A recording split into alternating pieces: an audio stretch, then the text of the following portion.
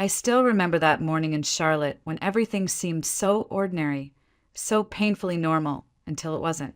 I had left the house early, a folder of important documents in hand, determined to get through another gray weekday.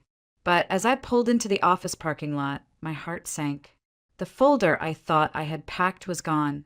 I must have left it on the dining table.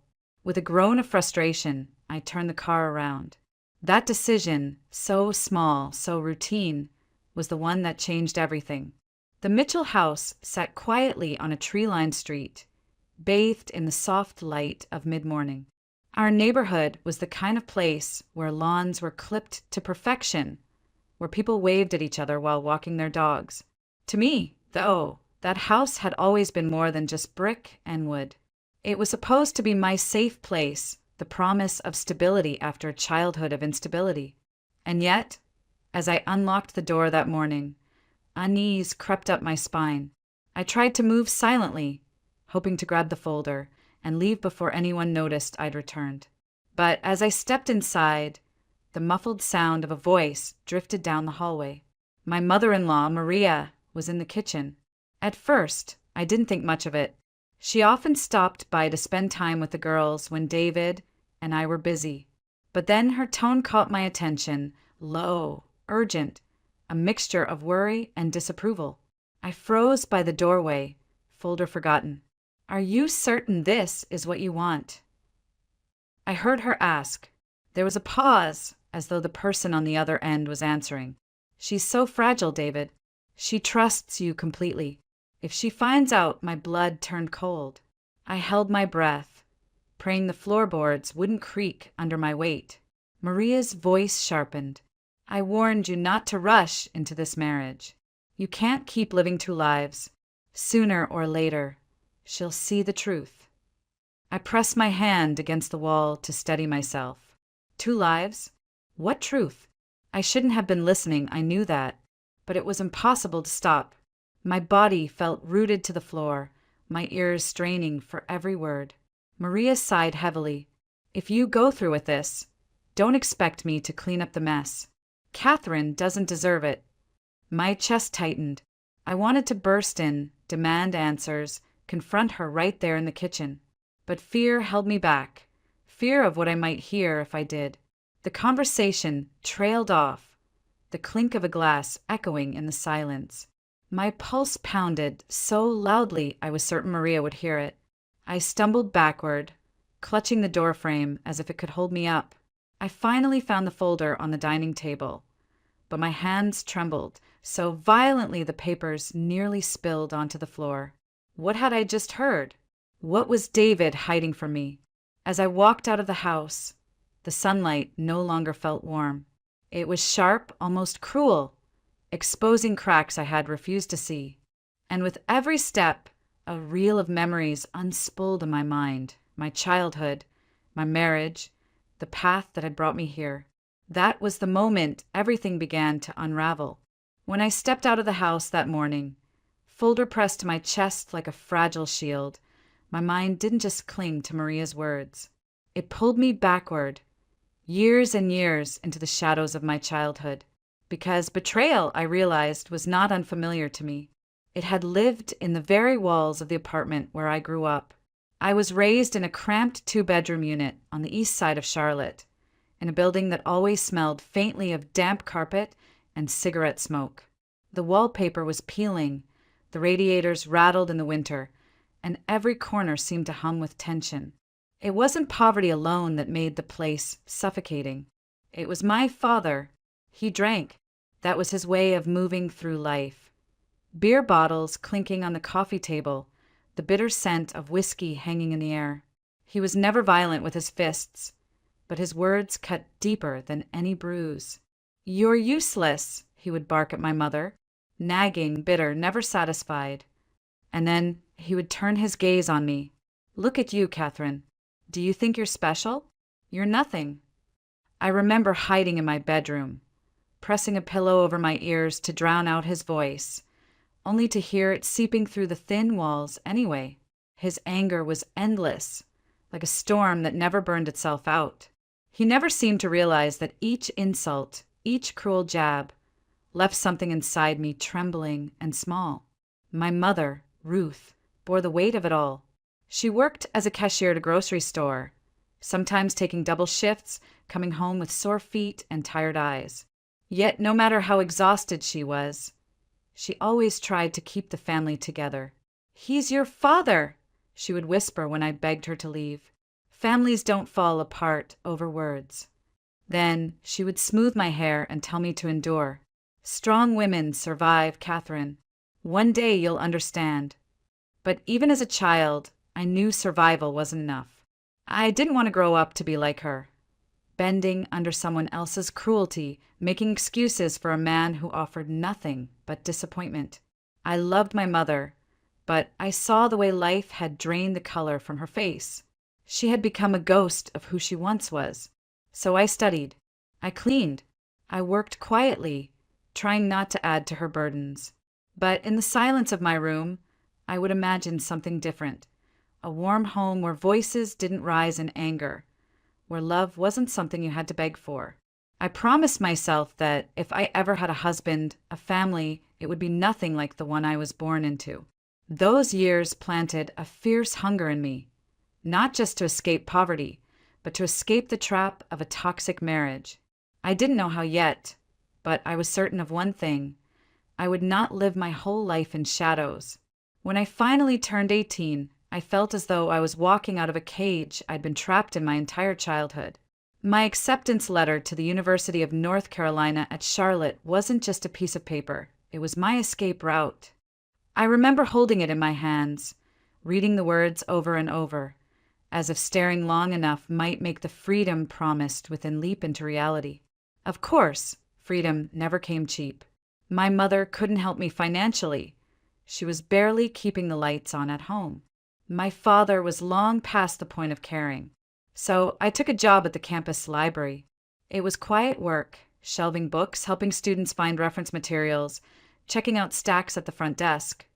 But it gave me just enough to cover groceries, bus fare, and the secondhand clothes I picked up at thrift stores. And it gave me something else, too: dignity. Every paycheck felt like proof that I wasn't destined to repeat my parents' lives. Those years were not easy. My days began before sunrise with classes, lectures, and study groups, and they ended late at night under the fluorescent lights of the library. I ate peanut butter sandwiches for dinner more often than I cared to admit. But for the first time, exhaustion felt like progress, not despair. I was building something of my own, one exam, one shift, one paycheck at a time. It was during those years that I started to notice the mirror looking back at me differently. Gone was the anxious girl who hid from her father's voice. I had grown into someone taller, more confident, with long auburn hair that finally fell into place and eyes that no longer darted away in shame. I wasn't a beauty queen, but I carried myself differently, with a quiet strength that drew people in. Boys began to notice.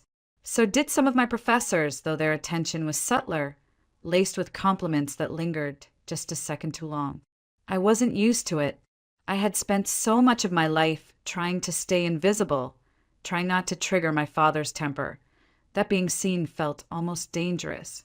But I learned to accept it cautiously, not as validation of who I was, but as a sign that I had finally stepped into a world bigger than the one I grew up in. Still, I kept my head down. While my classmates went to parties and dated freely, I stayed focused. Love, I told myself, could wait. I wasn't going to gamble my future on a fleeting romance, not when I'd seen firsthand how quickly love could turn into bitterness. My plan was simple: graduate, get a steady job, save enough to build a life where no one could control me. It wasn't glamorous, but it was mine.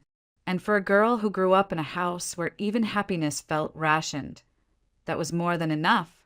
The night I met David is etched into my memory with the clarity of a photograph, every detail preserved as though it happened yesterday.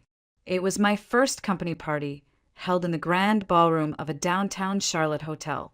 I had spent hours preparing, using what little money I'd saved to buy a simple but elegant dress, navy blue, fitted at the waist, with sleeves that brushed just past my elbows. When I slipped it on, I hardly recognized myself. For once, I didn't look like the exhausted student juggling library shifts. I looked like a woman stepping into her own life. The ballroom sparkled with crystal chandeliers, the sound of laughter and clinking glasses filling the air. My colleagues milled around in their polished suits and glittering dresses, and I felt a flutter of nerves in my stomach. But soon enough, those nerves faded as I realized something unexpected. People were noticing me. Two of the younger men from accounting approached almost immediately, their conversation light and teasing, each trying to outdo the other with jokes that weren't half as clever as they believed. I smiled politely, sipping my soda, but their eagerness was suffocating. It felt like being caught in a spotlight I hadn't asked for. That's when I felt it, a shift in the room, a different kind of attention that settled over me like a warm weight. I looked up and saw him, David Mitchell. I had heard his name before, whispered in hallways with a mixture of respect and envy. He was the son of our company's founder, already successful in his own right, carrying the kind of confidence that seemed almost impossible for someone in his early 30s.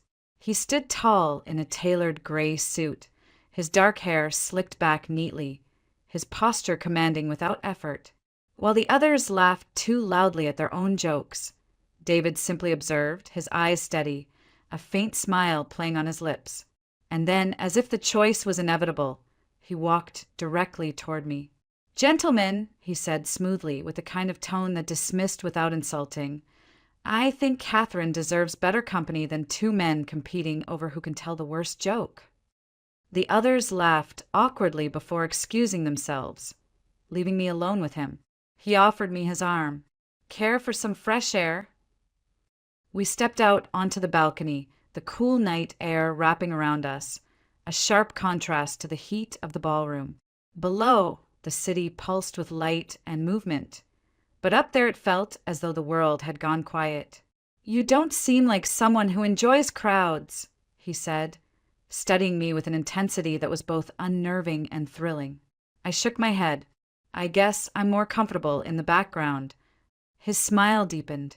"Then it's their loss for not seeing you properly." "I do." The words struck something deep inside me, something that had been waiting to be recognized. For years I had worked, studied, endured, and hidden. And now, here was a man who seemed to notice what others overlooked. That was the night everything began to change. After that night on the balcony, David and I became inseparable. He called the next day and the day after that, until dinners turned into long walks through Freedom Park, and long walks turned into weekends exploring every corner of Charlotte. With him, life seemed to take on a new rhythm, one that felt lighter, freer, as though I had stepped into a fairy tale I didn't know I was allowed to dream. David had a way of making even ordinary moments extraordinary. He would show up outside the library with coffee, just the way I liked it, or whisk me away to little jazz bars tucked into the city's side streets. Once, he drove me up into the Blue Ridge Mountains, where he sat on the hood of his car and watched the sky bleed into pink and orange. "Someday," he said, his voice low against the hum of cicadas, "I want this, quiet moments, family, a life worth protecting." I believed him. I wanted to believe him. For the first time, I let myself trust someone completely. I told him about my father's drinking, my mother's exhaustion, the shadows that had shaped me. He didn't flinch. Instead, he brushed my hair back gently and whispered, "You deserve more than what you came from. Let me give that to you." When the proposal came, it was both shocking and inevitable. We had gone to dinner at a rooftop restaurant downtown, the city glowing beneath us. I thought it was just another one of his grand gestures. But when the dessert tray arrived, there was no cake, only a velvet box with a ring that sparkled like it had been plucked straight from the night sky. "Catherine," he said, dropping to one knee right there in front of everyone, "I can't imagine my life without you. Will you marry me?" The applause around us blurred into a haze.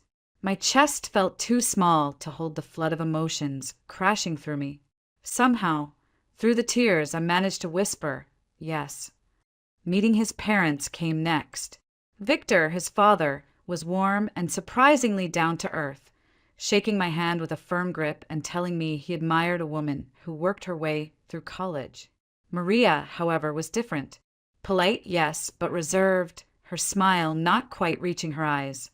She asked questions that felt less like conversation and more like quiet evaluations.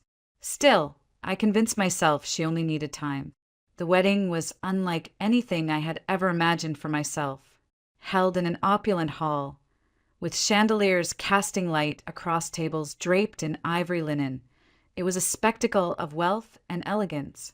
My dress was a masterpiece of satin and lace, far removed from the thrift store clothes I had once worn. Guests toasted with champagne.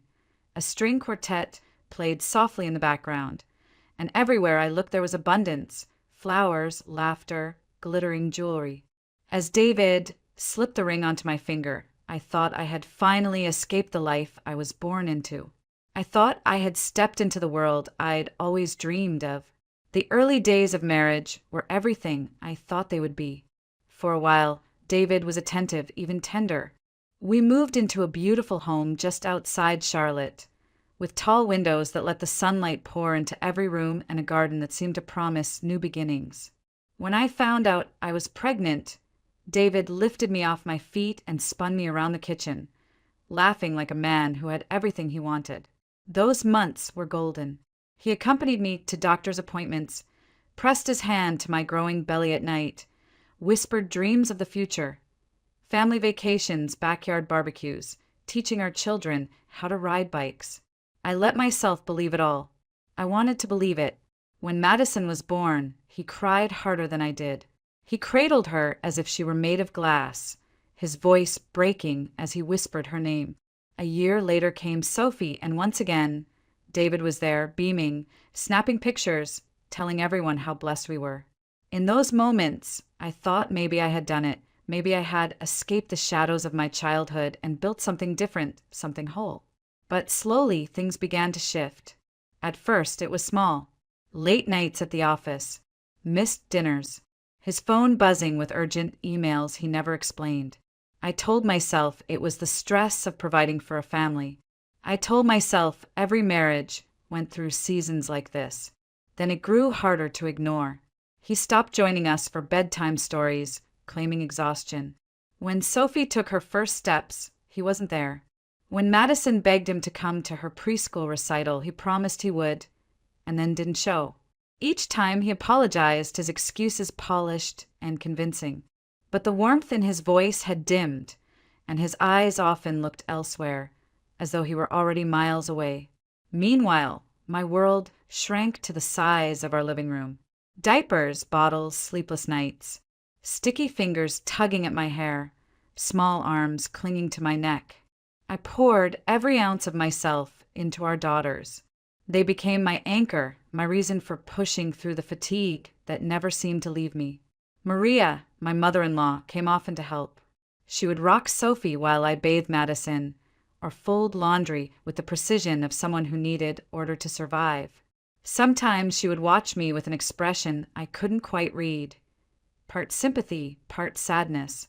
She never said much, but her presence was steady, a silent reminder that I wasn't entirely alone. And yet, with each passing month, the distance between David and me grew wider. Conversations became shorter, touches fewer. I began to notice the way he sighed when he walked through the door, as though home had become a burden rather than a refuge. I told myself it was temporary, that the man I had fallen in love with would return once things settled. But deep down, a knot of dread had already begun to form. The signs of fracture were everywhere, and I could no longer pretend not to see them. It happened on an evening that should have been ordinary. The girls were finally asleep, their toys scattered across the living room like tiny remnants of chaos. I was gathering them into a basket when I noticed David's phone left on the arm of the couch. Normally, I would never touch it, but that night it buzzed once, then again, screen lighting up with a name I didn't recognize, Brittany. Something inside me shifted. My hand hovered, trembling, before I finally picked it up. The message was short, teasing, punctuated with a heart emoji. My chest tightened as I swiped, and there it was. an entire thread stretching back weeks. Her face smiled at me from pictures taken in restaurants, hotel rooms, even selfies of the two of them together. In one photo, his arm was around her shoulders, his lips brushing her cheek with a tenderness I hadn't felt in months. The air left my lungs. I sat there frozen, scrolling through evidence that screamed the truth I had been too afraid to name. David was having an affair. My first instinct was denial. Maybe it wasn't what it looked like. Maybe she was just a colleague, a friend. But the words on the screen left no room for illusions. Last night was perfect. I miss you already.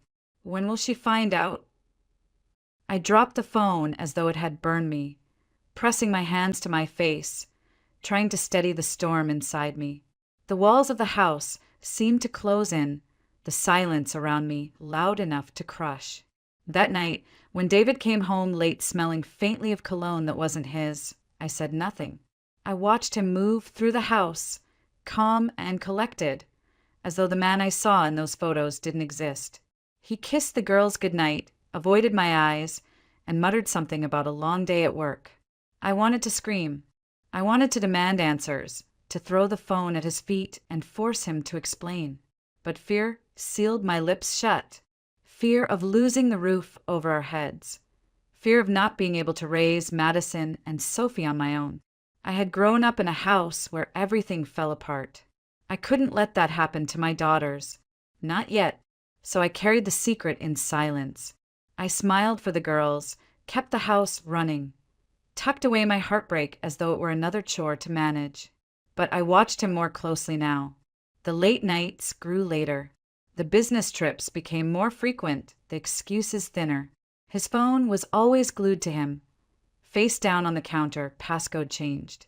Every time he walked out the door with a suitcase in hand, I told myself it was just another meeting, another client. But in my heart, I knew exactly where he was going. And each time, it felt like he was packing away another piece of the life we had built, leaving me with nothing but the hollow shell of a marriage. It was a Sunday afternoon when the walls of my world finally crumbled. The girls were outside in the yard, chasing each other in the warm Carolina sun, their laughter floating through the open window. David sat across from me at the kitchen table, his face unreadable, his hands folded neatly as if this were a business meeting instead of a conversation that would shatter my life. "I can't do this anymore," he said plainly, his tone flat, almost rehearsed. "Catherine, I want a divorce. I'm in love with Brittany, and I want to be with her." The words didn't make sense at first. They hung in the air, foreign and sharp, like shards of glass. My chest tightened until I could hardly breathe. "What are you saying?" I whispered, even though I had already known deep down. The messages, the late nights, the lies, they had all been pointing to this. But hearing it out loud was like being struck by lightning. He sighed, leaning back in his chair. "You'll be fine. I'll make sure you and the girls are taken care of. I'll give you time to get your things in order. You don't need to rush." Taken care of. The phrase made my stomach turn. He spoke as if he were offering charity, as though my years of sacrifice, carrying his children, raising them largely on my own, keeping the house together, amounted to nothing more than a financial transaction. And beneath his carefully chosen words, I heard the truth. He wanted me and the girls out of the home we had built, out of his life. I stared at him, searching for even a flicker of the man I had fallen in love with, the man who once cried over Madison's first breath. But there was nothing. His eyes were cold, detached, already belonging to someone else. The sound of Madison's laughter outside cut through my despair like a cruel reminder. How was I supposed to tell my daughters that their father had chosen another woman over us? How was I supposed to give them stability when mine had just been ripped away? That night, after the girls were asleep, I sat alone in the living room, the house suddenly feeling too big, too empty. Fear pressed against me from every side. I thought of my mother, of how she had endured my father's cruelty because she felt she had no choice. Was I destined to repeat her life, silent, powerless, forgotten? The thought nearly broke me. But then another thought rose, faint but steady. I was not her. I couldn't shield my daughters from pain, but I could shield them from lies. I decided to go to Maria. My relationship with my mother-in-law had always been complicated. Polite on the surface, cautious underneath. I worried she might side with her son, that she might look at me with blame instead of compassion. But I had no one else to turn to. The next morning, with trembling hands and a heart that felt like glass about to crack, I drove to her house. I needed the truth. And more than that, I needed someone to tell me I wasn't going crazy, that I hadn't imagined the life I thought I had. Maria opened the door with her usual calm expression, though her eyes flickered with something sharper when she saw me standing there. I stepped inside, my hands clenched, words tangled in my throat. For a moment, I couldn't speak. I just stood in her kitchen, the same kitchen where I had once felt like part of the family, and finally whispered, "He wants a divorce. He wants to leave me and the girls for her." Maria didn't look surprised.